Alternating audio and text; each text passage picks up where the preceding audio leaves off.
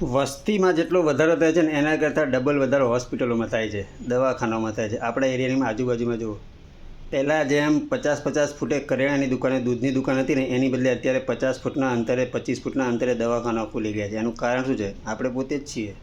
આનું કારણ આપણે પોતે જ છીએ. અને પાછા આપણે માનીશું તો નહીં જ, આપણે લોકો માનીશું તો નહીં જ, પણ મારી તો ફરજ છે. શું વધારે મારાથી કંઈ બોલાય નહીં.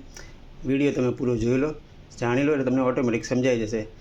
ઈશારા, સમજદાર માણસોને ખાલી ઈશારો જ કરવાનો હોય, બાકી બીજા બધાને જય શ્રી કૃષ્ણ. આવજો. જો મિત્રો, શિયાળો હોય, ઉનાળો હોય, ચોમાસું હોય, ગમે તે ઋતુ હોય, પશુ પક્ષીઓને ખબર પડતી હોય કે શું ખાવું જોઈએ, શું પીવું જોઈએ, શરીરને પછી એ ખાવું જોઈએ, અને એ લોકો એ ખાતા જ હોય છે. આપણે જુઓ અત્યારે ખિસકાલીનું બચ્ચું શું પીએ છે, દૂધ પીએ છે, આ બચ્ચું છે. પણ માણસોને તો કહેવાનું જ નહીં. બસ એકવાર વરસાદ પડવો જોઈએ.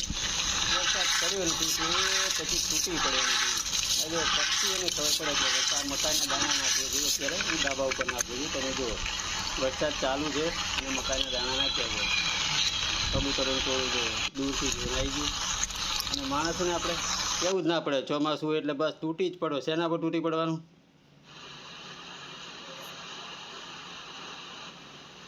શેના પર તૂટી પડવાનું? ભજીયા હોય.